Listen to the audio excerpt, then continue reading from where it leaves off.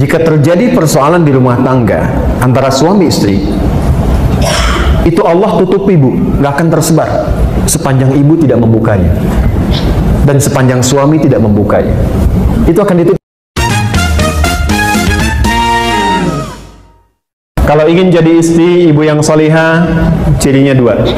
As-salihatu, maka istri-istri yang solihah itu ciri pokoknya dua. Qanitatun, ciri pertama qanitat, jamak dari kata qanita. Bahkan saking inginnya ada ibu yang memberi anaknya namanya qanita. Ada qanita. Oke. Apa artinya qanita?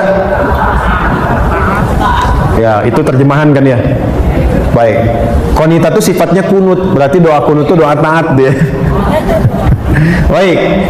Qanitat artinya kepatuhan yang total kepada Allah, itu dasarnya. Kepatuhan yang total kepada Allah. Asalnya itu. Nanti kalau dibawa ke aspek-aspek ibadah atau rumah tangga, maknanya menjadi luas. Contoh, kalau sholat, tanda patuhnya kita kepada Allah itu ditunaikan dengan khusyuk. Nah, khusyuk itu kadang disebut oleh Quran dengan qanitun, jamaknya qanitin, dari kata qanita. Contoh di Quran surah kedua Al-Baqarah ayat 238. Hafidhu 'alas salawati was salatil wusta wa qumu lillahi qanitin. Quran surah kedua Al-Baqarah ayat 238. 238. Posisinya paling kanan sebelah atas di mushaf. Kalau dibawa ke rumah tangga, maksudnya begini. Kepatuhan kepada Allah dengan cara menaati suami sepanjang tidak menyalahi ketentuan Allah. Saya ulang ya, ibu jangan senyum dulu tuh. Kepatuhan kepada Allah dengan cara menaati suami sepanjang tidak menyalahi ketentuan Allah. Awas bu ya. Ini yang pokok untuk perempuan solihah nih, istri solihah. Dan kalau ibu bisa lakukan itu, dijaga sampai meninggal, itu hisabnya Masya Allah, langsung diperintahkan oleh Allah untuk ke surga dari pintu mana saja yang dipilih. Perhatikan, idza shallatil mar'atu salataha, kalau ada seorang perempuan cuman sholat fardu selama hidupnya, nggak pernah sholat sunnah, nggak pernah tahajud, nggak pernah duha, nggak pernah syuruk dan sebagainya. Wa shamat shamaha, dan hanya puasa wajib saja, Ramadan saja, nggak pernah Senin Kamis, nggak pernah Ayyamul Bid.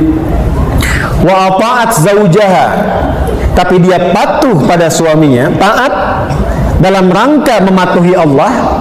Perhatikan, wa hafizat farjaha, dan menjaga diri tidak selingkuh. Qila laha yaumal qiyamati, akan dikatakan kepadanya saat hisab, udkhulil jannata min haitsu syi'ti, langsung aja masuk surga dari pintu manapun yang kau kehendaki. Hadisnya sahih. Rawahu Tirmidzi, hadis riwayat Imam Tirmidzi, hadisnya sahih.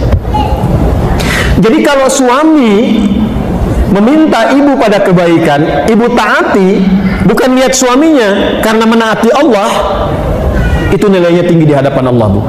Contoh gini, Mah, pergi pengajian ya, Ustadz Fulan misalnya, bagus tuh, insya Allah, ya siap berangkat.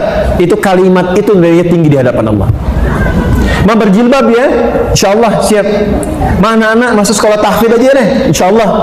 Itu ketika direspon, tinggi nilainya. Jelas? Tapi saat memerintahkan kepada yang tidak baik, ibu boleh menolak. Saya ulang ya, boleh menolak, cuma kalimatnya belum selesai. Menolak dengan cara yang baik. Ingat, yang pemimpin itu siapa? Suami. Contoh, Mah, lepas dulu jilbabnya ya, Papa ada family gathering, yang lain gak pakai jilbab, Papa gak enak. Sebentar aja, cuma 30 menit, dan itu pakai lagi. Ibu kalau jawabnya, apa? Tahu nggak Pak? Ini, itu rame. Tapi kalau ibu cara masuknya, Pak, dulu Mama sebelum meninggal, dari kecil sudah melatih aku untuk pakai jilbab. Nah, aku niatkan pakai jilbab ini di antara amalan yang jariahnya insya Allah sampai ke mama ke papa.